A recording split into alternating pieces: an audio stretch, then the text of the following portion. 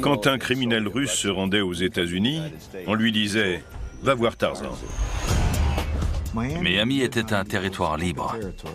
Il jouait les gros bras pour la mafia russe. Il voulait gravir les échelons.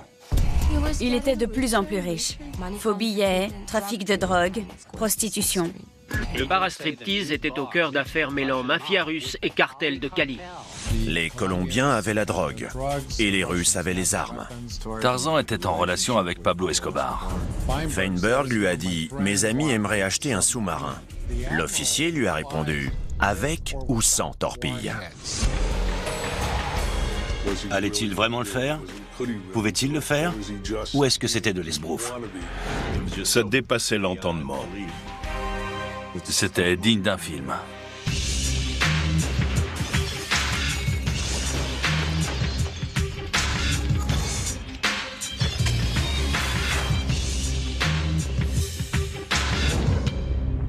Aujourd'hui, dans Les Diables de l'Amérique, Ludwig Feinberg, le Tarzan de la pègre. Janvier 1993. Un an après la dissolution de l'Union soviétique, le président américain George Bush père et son homologue russe Boris Eltsine signent le deuxième traité de réduction des armes stratégiques. Ce texte bannit l'usage de certaines armes de destruction massive. With this agreement, the nuclear nightmare recedes more and more for ourselves, for our children, and for our grandchildren. Mais cet accord n'entrera jamais en vigueur. We've had problems in the past, and we want a very clear, very precise, and very demanding verification.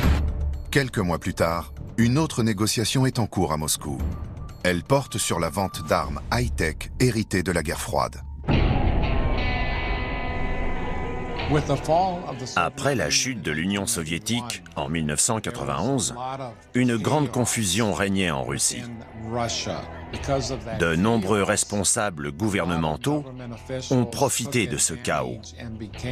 Ils sont devenus corrompus et ils se sont mis à vendre du matériel militaire.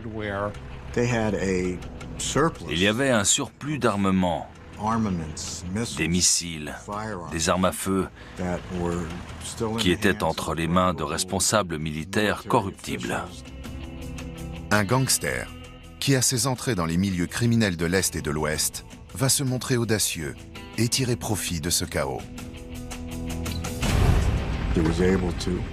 Il a négocié l'achat d'hélicoptères qu'il devait revendre au cartel colombien de Pablo Escobar. Ce sont des Mi Mi-8, d'anciens appareils de l'armée soviétique. Prix à l'unité, un peu moins d'1 million de dollars. Le truand compte acheter 6 de ces hélicoptères d'attaque. La situation était simple. Les Colombiens avaient la drogue et les Russes avaient les armes.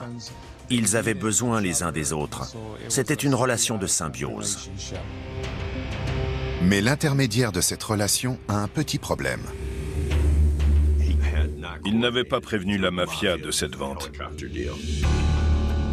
La mafia russe regroupe plusieurs organisations criminelles basées à travers la Russie.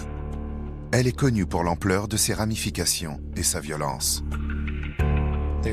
Ils font du trafic d'armes, du trafic de drogue, du trafic de femmes. Ils font même du trafic d'uranium enrichi. Il n'y a pas un domaine qui leur échappe. Le truand est sur le fil du rasoir. Feinberg s'est retrouvé dans une salle de conférence avec 2 armoires à glace. Un des 2 hommes a ouvert la fenêtre et lui a dit d'approcher. Il a vu des limousines noires, des SUV, avec des mafieux au volant. Il était terrifié. L'homme assis dans cette pièce, confronté à un destin incertain, s'appelle Leonid Ludwig Feinberg, plus connu sous le nom de Tarzan.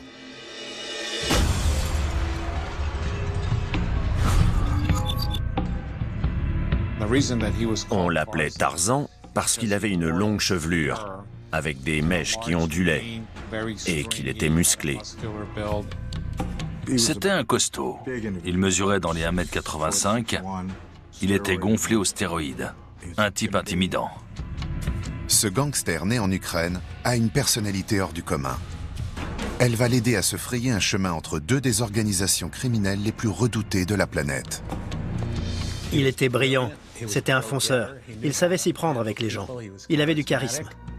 C'était un excellent intermédiaire. Il négociait comme personne. C'était son plus grand talent et c'est grâce à ça qu'il s'est lié au cartel colombien.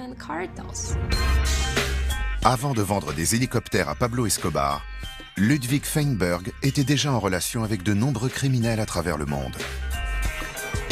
Dans toutes les villes et dans tous les pays où il a vécu, il a trempé dans des activités criminelles. Ça allait de l'incendie de commerce à l'extorsion, en passant par la prostitution. Constamment en cavale et mouillé dans des affaires partout où il passe, le truand entrevoit de nouvelles perspectives sur le sol américain. Il croyait dur comme fer à une idée qu'il s'était forgée et selon laquelle les États-Unis étaient un terrain de jeu où rien ne pouvait lui arriver. Dès son arrivée dans le pays, il a été très actif. Dès que quelqu'un pouvait lui fournir de l'argent ou lui proposer des activités criminelles pour gagner de l'argent, il était partant. Il s'est installé à New York. Il y a noué des liens non seulement avec d'autres mafieux russes, mais aussi avec le crime organisé italo-américain. Quelques années plus tard, l'homme passe à la vitesse supérieure. Il s'établit dans le quartier général des cartels colombiens aux États-Unis. La drogue rapporte des fortunes. 70% de la cocaïne, du cannabis et des cachets de méthaqualone qui circulent dans le pays entrent par le sud de la Floride, où ils font l'objet de transactions. Quand il a déménagé à Miami dans les années 90, il n'était personne. Il n'avait pas de contact. Alors il a acheté des terrains et il a fait pousser du hashish. Ça a été le tremplin qui a lancé son empire. Il a ouvert une boîte baptisée Porky's. C'était une référence au film qui portait le même nom et qui parlait d'une maison close. Ce club va devenir le lieu de rencontre d'une certaine pègre. Porky's était un club de striptease à la fois légal et illégal dans la ville d'Hialeah. Dans le milieu, c'est ce qui s'appelle un strip club de niveau C. Ce n'était pas un club haut de gamme. Il était situé dans un quartier louche et il attirait des gens louches. Des Colombiens, des membres des réseaux organisés russes. Ils se retrouvaient tous là-bas. Ils ne venaient pas pour parler de sport ou du temps qu'il faisait. Ils venaient pour parler affaires et trouver des moyens de faire de l'argent ensemble. En moins d'une dizaine d'années, le petit truand de Brooklyn est devenu l'une des grandes figures du milieu de Miami. Qu'ils viennent de New York, de Moscou ou de Saint-Pétersbourg, à chaque fois qu'un Russe prévoyait d'aller dans le sud de la Floride, on lui disait « Va voir Tarzan, c'est l'homme à connaître. Si tu veux de la drogue, il t'en trouvera. Si tu veux des filles, il t'arrangera ça. Si quelqu'un te doit de l'argent, il t'aidera à le récupérer. Il n'y a qu'à demander. » Il a diversifié ses affaires. Il donnait dans les faux billets, le trafic de drogue et la prostitution. Contrebande de cigarettes et d'alcool, prostitution de jeunes femmes venues de Russie. Pendant plusieurs années, tout ce qu'il touche se transforme en or. Il était de plus en plus riche et il a pris goût à son train de vie fastueux à Miami. Il pensait qu'il pouvait faire tout ce qu'il voulait. Il pouvait s'acheter les plus belles voitures, fréquenter les meilleurs restaurants, mais c'était une incarnation du mal. Il profitait de tout le monde. Sa voracité était sans limite. Quand les stripteaseuses récoltaient trop de pourboires, il prenait leur argent. Son avidité et son ambition vont lui attirer des ennuis. Pour lui, aucune affaire n'est trop grosse. Aucune occasion n'est trop risquée. Il pensait être le gangster russo-ukrainien le plus malin de tous les temps. Il a eu l'audace et le cran de ficeler la vente des hélicoptères aux Colombiens, mais en oubliant de verser une commission à la mafia. Or, quand vous omettez de payer ces gens-là alors que vous le devez, ils vous tuent. Vous ne pouvez pas débarquer la fleur au fusil et juste parce que vous êtes Tarzan, acheter des hélicoptères. Pourtant, c'est exactement ce qu'il a fait. Lorsque Ludwig Feinberg ressort de la salle où il était enfermé à Moscou, ses ravisseurs sont devenus ses nouveaux meilleurs amis. Les hélicoptères font de lui une légende, y compris au sein des autorités. J'ignore comment il a pu s'y prendre. Et il ne compte pas s'arrêter là. Il se lance dans une nouvelle transaction, encore plus audacieuse que la vente d'hélicoptères d'attaque soviétiques. Ça dépassait l'entendement. C'était une super affaire à raconter en soirée. Un sous-marin rempli de 40 tonnes de cocaïne, c'est une histoire formidable.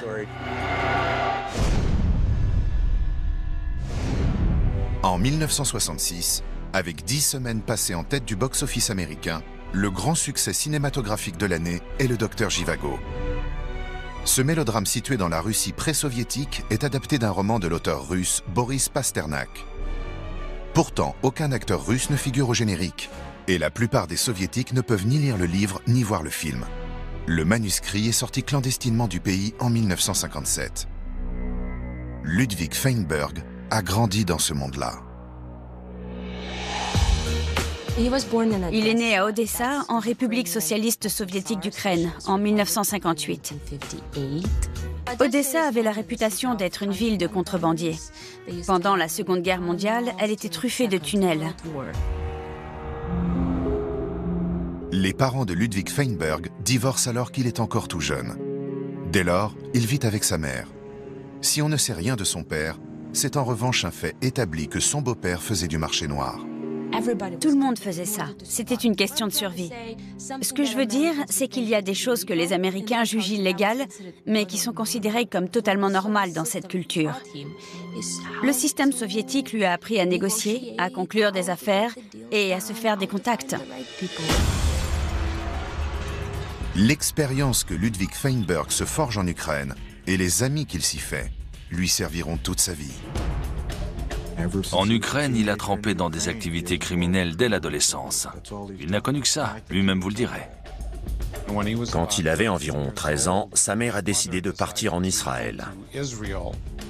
L'Union soviétique se présentait comme une société où tous les travailleurs étaient égaux. Mais en réalité, elle était inégalitaire. Il y avait beaucoup d'antisémitisme. Dans les années 70, dans beaucoup de communautés juives, les gens se sont dit qu'il ferait mieux de partir en Israël. À l'époque, le pays connaissait un développement rapide. La vie y semblait meilleure. Ils vivent dans un kibbutz, une communauté agricole avec d'autres familles qu'ils connaissaient déjà en Ukraine. Ludwig Feinberg récolte alors un surnom. Adolescent, il était déjà bien bâti et il avait les cheveux longs. Il aimait grimper aux arbres et bondir vers le sol. Il faisait penser à un singe, alors les gens l'ont surnommé Tarzan. C'était lié à son apparence, à ses cheveux, à son comportement agité. Il n'était ni très raffiné ni très cultivé. Il a tenté d'entrer dans l'armée israélienne, mais il a raté l'examen. Il a prétendu être un boxeur soviétique juif et il est parti à Berlin-Ouest. Là, il s'est accoquiné avec le milieu local. À son arrivée à Berlin-Ouest, Ludwig Feinberg est seul. Il s'est lié à un mafieux très violent, Efim Laskin. Laskin était le chef de la mafia russe à Berlin. Il faisait de l'extorsion, du racket, du trafic de drogue. Laskin fournissait en armes la célèbre organisation subversive des Brigades Rouges. Les Brigades Rouges sont à l'origine d'une vague de terrorisme qui frappe l'Europe dans les années 70. Le groupe se fait notamment connaître par des kidnappings de personnalités. Ludwig Feinberg est soupçonné d'avoir monté une opération du même type quand il était à Berlin. Avec 2 autres voyous, ils ont kidnappé un banquier. Et ils ont demandé une rançon. Mais le banquier a contacté un autre groupe mafieux et il y a eu un affrontement. Tarzan a eu beaucoup de chance. Il parvient à s'échapper, tandis que ses complices sont passés à tabac et abandonnés à demi-mort. À ce moment, Feinberg s'est dit qu'il n'avait plus rien à faire là. Il fuit Berlin et se trouve cette fois un nouveau chez lui à Brooklyn, dans le quartier de Brighton Beach. Ce quartier est surnommé Little Odessa. On avait l'impression que tous les nouveaux immigrés russes venaient vivre là. C'est parce qu'ils y avaient des amis. Pour les premiers immigrés russes arrivés aux États-Unis, c'était difficile de monter des affaires, de trouver du boulot. Ils ne parlaient pas la langue. Mieux valait avoir de bons amis. Quelques Russes connaissent cependant la réussite sur le front de mer. Ils ont ouvert des restaurants. Beaucoup de Juifs russophones sont passés par Israël avant d'aller aux États-Unis. Et ils se sont installés dans ce coin qui ressemble à la mer Noire. Quand on oublie que les gens parlent anglais autour de soi, on pourrait se croire à Odessa. À l'arrivée de Ludwig Feinberg, les ressemblances avec Odessa ne se limitent plus à la plage. Tarzan est arrivé en 83-84. À l'époque, Brighton Beach était devenu une sorte d'enclave de la mafia russe. L'identité des chefs et les règles étaient établies de façon très claire. Ludwig Feinberg se lie à ses gangsters en épousant la fille de l'un d'eux, Maria Reichel. Il a commencé en bas de l'échelle. Il collectait l'argent, il jouait les gros bras pour la mafia russe. Mais c'était des basses besognes. Il voulait gravir les échelons et être reconnu. Une occasion se présente lorsqu'il tombe sur un très vieil ami. Il vivait dans le même quartier que Gregory Roycis, qui dirigeait un important trafic d'héroïne. Gregory Roycis est originaire d'Ukraine. Les deux hommes ont grandi ensemble.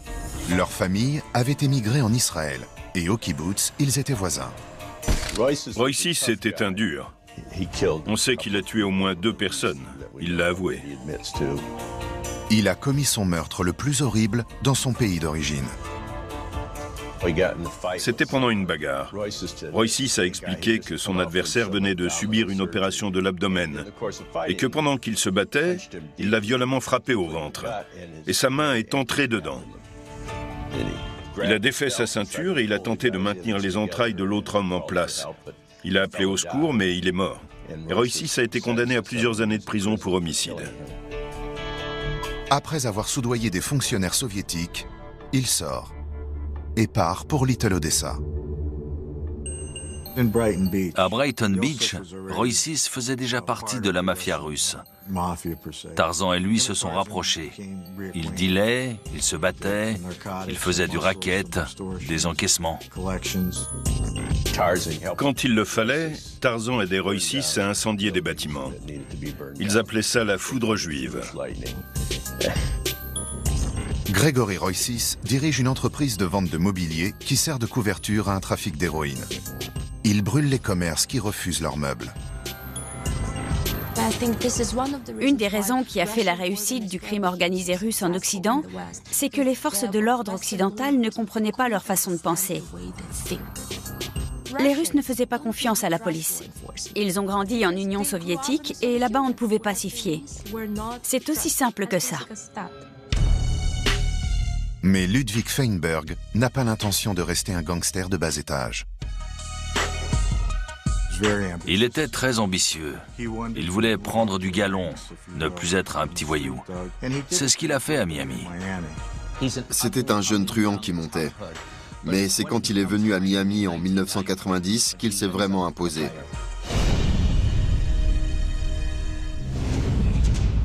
« 26 décembre 1991.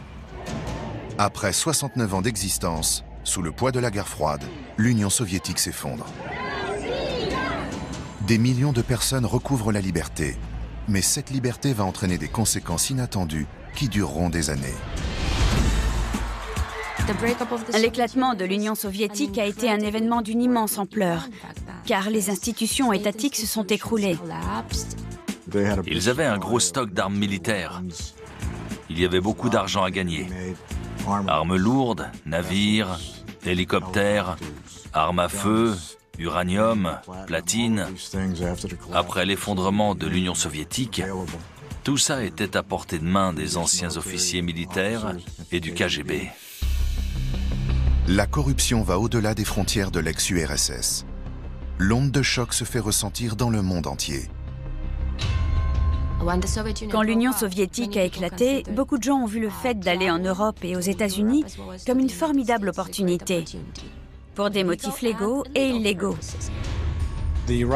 La mafia russe a mis au point un véritable projet d'implantation aux États-Unis.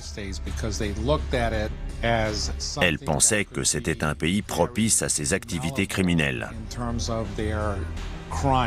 Elle le voyait comme une terre facile à piller.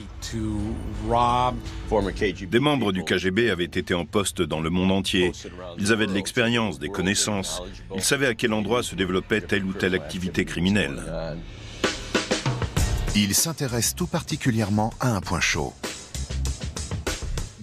Les Russes savaient où ils pouvaient aller. Miami ouvrait de belles perspectives. La ville n'était pas contrôlée par une organisation criminelle en particulier. Des boîtes russes se sont ouvertes. Ils ont acheté beaucoup d'immobilier, beaucoup d'affaires. Ils avaient de l'argent. Il y avait tellement de membres de la mafia russe dans la région de Miami que, par exemple, North Miami Beach a été surnommée la Petite Moscou. Ludwig Feinberg entre alors en scène. Au début des années 90, il laisse sa femme et ses amis à Brighton Beach, alias Little Odessa, pour partir vers les plaisirs et le soleil de la Floride. Tarzan a vite compris qu'à Brighton Beach, il y avait deux sortes de Russes, les riches et les pauvres. Il avait aussi appris qu'il y avait à New York 5 familles italiennes très puissantes. Leur territoire était clairement établi, tandis que Miami n'appartenait à personne. C'était un territoire libre. Il a compris que maintenant que l'Union soviétique avait éclaté, beaucoup de truands russes allaient débarquer. Alors il a décidé de partir à Miami. Et puis il fait plus beau là-bas. Le style de vie de Miami lui correspond parfaitement. Il était frimeur, il aimait être sous les projecteurs. Feinberg était fait pour l'Amérique et Miami était un endroit parfait pour lui. Il a commencé petit. Il faisait du trafic de hashish avec des Jamaïcains. Il a monté une affaire dans un entrepôt du nord de Miami. C'était une entreprise de déménagement et un lieu de stockage. William Seidel était son propriétaire et il l'a pris sous son aile. Ils se sont dit qu'il y avait de l'argent à se faire dans les clubs de striptease parce que ça permettait de blanchir de l'argent. En 1991, les deux hommes ouvrent le Porky's, nommé ainsi en référence au film culte sorti dans les années 80, un établissement dans la banlieue de Miami. C'était un endroit où des membres de la pègre venaient à la fois voir le spectacle et négocier. À partir du moment où il y a eu Seidel et le Porky's, il a changé de statut. Il montait. Quand les parrains venaient, il les recevait au Porky's. Il leur offrait des tonnes de cigarettes, de la vodka à volonté et de la compagnie féminine pendant tout leur séjour. Les autorités se doutaient qu'il y avait de la prostitution au Porky's. Mais on disait qu'il y avait ce type de service complet dans tous les clubs. On pouvait baiser et boire un verre au même endroit. Grâce au Porky's, Ludwig Feinberg entre en contact avec le haut du panier de la pègre russe. À la même époque, il fait une autre rencontre qui va changer sa vie. Il avait un petit bateau de pêche et un certain Juan Almeida, un Cubain impliqué dans toutes sortes d'activités criminelles, possédait un petit chantier naval. Ils se sont mis à discuter et il est apparu que Juan Almeida avait des contacts en Colombie. Almeida était un trafiquant de drogue qu'on connaissait depuis les années 80. Il était en relation avec Pablo Escobar, le célèbre trafiquant. C'est grâce à sa relation avec Almeida que Feinberg a pu nouer des contacts avec les cartels colombiens. Pablo Escobar est le pilier du fameux cartel de Medellín. Dans les années 70 et 80, il exporte de la cocaïne en Amérique du Sud, en Amérique du Nord et en Europe. Au début des années 90, il cherche à agrandir son marché. Les trafiquants colombiens cherchaient un nouveau marché parce qu'il devenait de plus en plus difficile de faire passer de la drogue aux États-Unis. Et établir des marchés en Russie, en Ukraine ou dans d'autres républiques ouvrait des perspectives très prometteuses. Les cartels colombiens avaient besoin de gens capables d'acheter leur drogue et de la distribuer. Et les Russes avaient certaines choses dont les Colombiens et d'autres organisations criminelles avaient besoin. Du matériel militaire, des armes. C'était un échange. Le Porky's et Ludwig Feinberg sont au cœur de ce nouveau business. Il avait beaucoup d'influence, parce que les Russes savaient qu'il était en contact avec les trafiquants de drogue colombiens, et parce que les Colombiens savaient qu'il était en contact avec la mafia russo-américaine, dont les ramifications allaient jusqu'en Russie. Les Colombiens voulaient se procurer du matériel militaire, et Feinberg, par ses relations, pouvait le leur fournir. Les Russes étaient impressionnés par les volumes d'argent que les Colombiens brassaient, par les volumes de drogue qu'ils exportaient.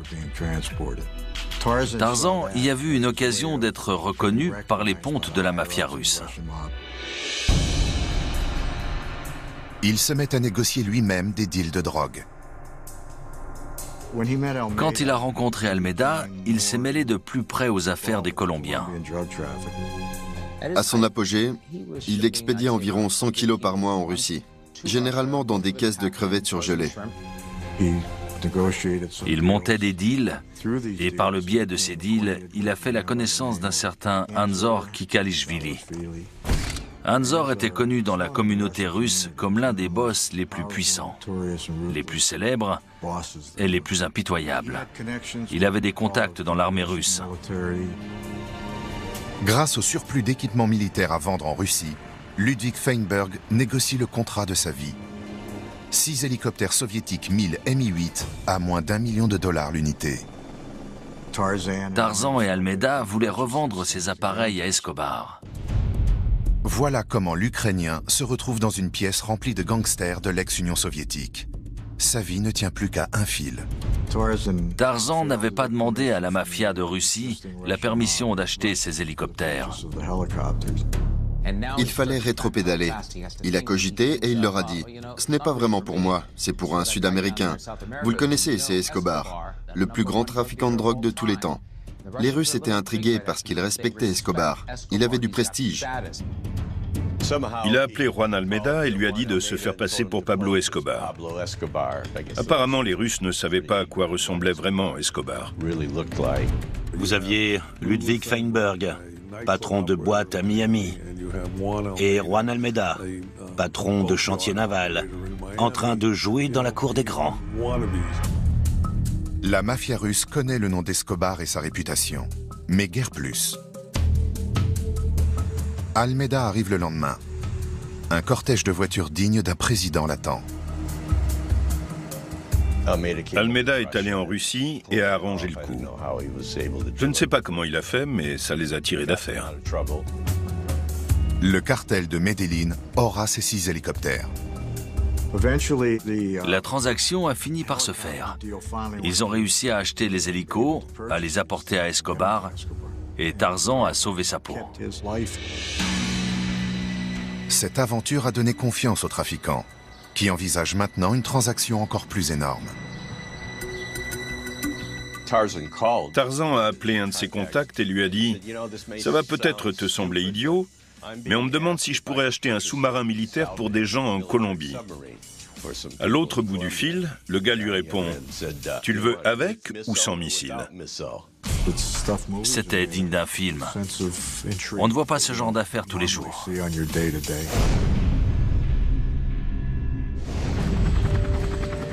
Décembre 1993. Le narcotrafiquant le plus connu du monde, Pablo Escobar, est abattu par les forces gouvernementales à Medellín, en Colombie.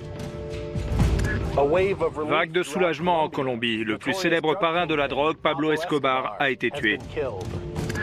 Dans le sud de la Floride, ce décès n'est pas un soulagement pour tout le monde. Quelqu'un vient de perdre un client. Les hélicoptères vendus par Tarzan aux Colombiens servaient à effectuer diverses tâches liées à leurs activités criminelles. Escobar voulait des hélicoptères pour transporter de la drogue à l'intérieur de la Colombie. Il voulait avoir des appareils plus performants que ceux de la police et de l'armée colombienne. Ils ont été très utiles au cartel de Medellín et aussi à d'autres barons de la drogue. Les hélicoptères soviétiques n'ont pas suffi à sauver Pablo Escobar. Mais la mort de ce dernier n'empêche pas Ludwig Feinberg de réaliser son plus gros coup. Dans les cartels colombiens, il y a toujours une tête qui repousse.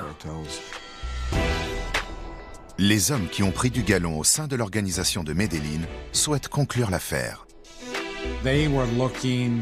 Ils cherchaient de nouvelles façons de transporter la drogue depuis la Colombie jusqu'aux États-Unis. Et pour la première fois, ils se sont intéressés aux sous-marins. Ces engins peuvent passer plusieurs jours sous l'eau sans se faire détecter. Ils échappaient à nos radars. Feinberg leur a dit qu'il pouvait leur avoir un sous-marin. En matière de trafic de drogue, Tarzan se voyait comme un lanceur de mode. Au milieu des années 90, il se rend à la base navale de Kronstadt en compagnie d'un fugitif cubano-américain, Nelson Yester. Le FBI avait émis un mandat d'arrêt contre lui. C'était un trafiquant de drogue et il se cachait en Amérique du Sud. Ils ont rencontré le vice-amiral d'escadre et Feinberg lui a dit « Mes amis aimeraient acheter un sous-marin ». L'officier lui a répondu « Avec ou sans torpille ». Il tombe d'accord sur un sous-marin d'attaque de 27 mètres de la classe Foxtrot. Il pourra transporter jusqu'à 40 tonnes de cocaïne. Ludwig Feinberg le négocie à 5 700 000 $ et engrange au passage 1 million de bénéfices. À l'époque de cette négociation, une équipe fédérale s'intéresse aux trafiquants et à ses amis du Porky's depuis des années déjà. On l'appelait l'opération Odessa. Les agents disent que le bar à striptease était au cœur d'affaires mêlant mafia russe et cartel de Cali, prostitution et trafic de drogue. C'était une coopération de la DEA, du FBI, des gardes-côtes et des polices de la ville de Miami Beach et du comté de Miami-Dade. On s'est rassemblés et j'ai cherché des indices et introduit des agents sous couverture dans l'organisation. Le premier indice qu'il cible est le plus vieil ami de Ludwig Feinberg, Yossif Roysis, alias Grégory. À l'époque, il a un nouveau surnom, le cannibale. Il avait été arrêté à plusieurs reprises à New York pour divers crimes et délits. Un jour qu'il avait les mains menottées dans le dos et qu'il se battait contre 3 policiers, il a sauté sur un sergent et lui a arraché le bout du nez avec les dents. À partir de ce jour-là, on l'a surnommé le cannibale. Quand il se met à travailler pour le gouvernement, il n'a plus de dents. Il avait été arrêté en Bulgarie suite à un mandat d'Interpol. Quand les policiers l'ont appréhendé, ils lui ont fait sauter toutes les dents à coups de pied, ils l'ont jeté en prison et lui ont dit que s'il voulait manger, il faudrait que quelqu'un lui apporte de la nourriture. On a envoyé un agent pour lui parler et Grégory lui a dit qu'il était prêt à tout pour sortir de ce trou. Quelques mois plus tard, il a retrouvé son sourire et refait des affaires avec son ami. Tarzan dirigeait un restaurant, le Babouchka. C'était un super restaurant au nord de la ville. Une des meilleures cuisines russes que j'ai goûtées. Tarzan avait dit à Grégory qu'avec 72 000 $, il pourrait devenir son associé dans l'affaire du Babouchka. On lui a donné la somme et il a signé. Ça se passe en octobre 1994. Grégory est équipé d'un micro, tout comme le restaurant. Dans un coin, il y avait une table où les mafieux new-yorkais avaient pour habitude de s'installer. Quand quelqu'un parlait affaires avec Tarzan, ça se passait là. Et on avait donc mis un micro. Les autorités disposent d'un autre homme pour cette opération, lui aussi lié à Ludwig Feinberg. Alexander Yasevich a grandi à Brighton Beach, à 2 pas de chez les 2 gangsters. Alex nous a dit « Je connais Gregory. Au camp d'été, il faisait partie des monos. » Par la suite, Alexander Yasevich a intégré les Marines, puis la DEA comme agent d'infiltration. On avait prévu une mise en scène. Alex Yasevich devait s'attabler au babouchka et passer commande. Puis Roysis le reconnaîtrait et le présenterait à Tarzan. Et ça s'est passé exactement comme ça. Le courant est passé et à leur deuxième entrevue, Tarzan a commencé à fanfaronner. On enregistrait leurs conversations sur leurs activités criminelles et les Russes étaient très bavards, surtout quand ils buvaient. On avait beaucoup de matière, mais le problème c'était qu'ils parlaient en russe, mais aussi en ukrainien. Ils parlaient dans différents dialectes. On a mis un petit moment pour comprendre tout ce qui se disait sur les enregistrements. Yasevich se voit remettre un téléphone qu'il doit offrir à Tarzan, en lui expliquant qu'il peut s'en servir pour parler affaires en toute sécurité. Tarzan s'est mis à appeler des tas de gens.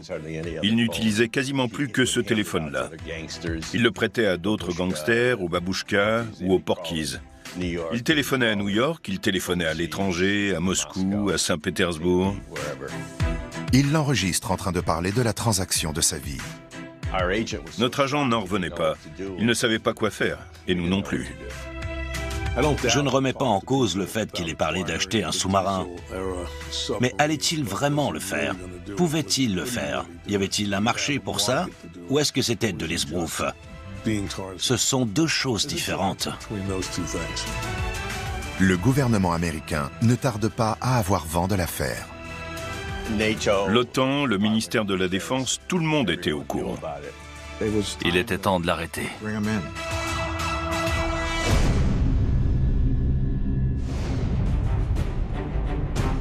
Un des plus grands blockbusters des années 90 est un film à suspense traitant de la fuite d'un sous-marin soviétique, à la poursuite d'Octobre Rouge. Dans le monde réel, le suspense concernant le sous-marin soviétique de Ludwig Feinberg prend fin en 1997, lorsqu'il est arrêté après avoir déposé sa fille à la garderie. Dans la voiture, il m'a demandé à quoi tout ça rimait, et je lui ai répondu qu'il devait s'en douter. Il n'a rien avoué. Il ne collaborait pas, alors on l'a jeté en prison. Almeida s'est rendu 2 jours plus tard, et le reste des gens impliqués dans les opérations de Tarzan ont été arrêtés sur le champ. Ludwig Feinberg est inculpé de 30 chefs d'accusation, dont association de malfaiteurs se livrant au trafic de cocaïne.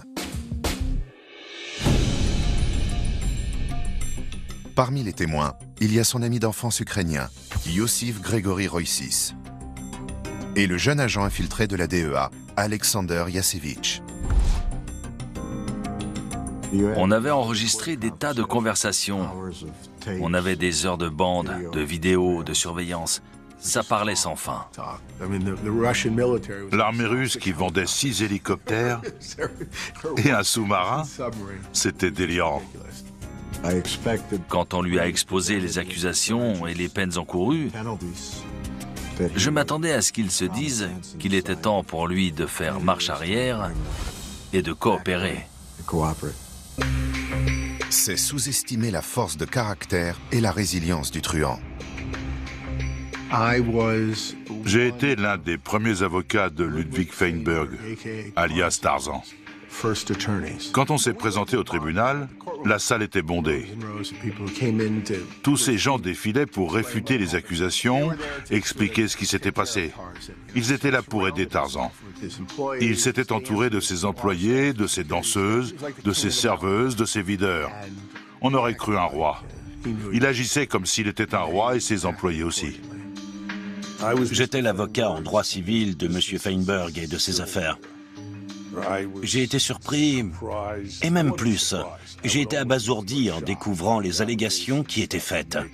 Il n'a jamais fléchi. Il disait « ça passera, c'est de la merde, tout ça c'est exagéré ». Pendant 2 ans, il refuse de parler et prend 9 avocats différents. Tarzan a dépensé des millions en avocats et en requêtes. Il est resté en prison et ses requêtes sont restées vaines. Il a été lâché par ses amis et ses associés. Il aurait pu prendre perpétuité, mais in extremis, il a coopéré. J'étais l'avocat principal de M. Feinberg, le 9e. Pour finir, on a évité le procès et on a négocié avec le gouvernement. Il plaide coupable pour le seul chef d'accusation relatif à la criminalité organisée et raconte tout, du proxénétisme au trafic de drogue et à la relation russo-colombienne en passant par l'affaire du sous-marin. Il a témoigné contre ses complices. Il se présente à la barre contre son ancien partenaire, l'homme qui s'est fait passer pour Pablo Escobar afin de lui sauver la vie, Juan Almeida. Almeida était un trafiquant de drogue. Il était en contact avec les cartels de Medellín et de Cali. Aux yeux du gouvernement américain, en raison de sa réussite dans la contrebande de cocaïne, c'est Almeida le gros poisson. Son associé devient le témoin clé. Il a témoigné, mais c'était un peu comme un combat truqué. Le gars livre un bon combat, mais pas pour gagner. C'est un peu ce que Tarzan a fait. Il s'est présenté, il a grosso modo dit la vérité telle qu'on la connaissait, mais quand les avocats de la défense l'ont interrogé, il a fait machine arrière.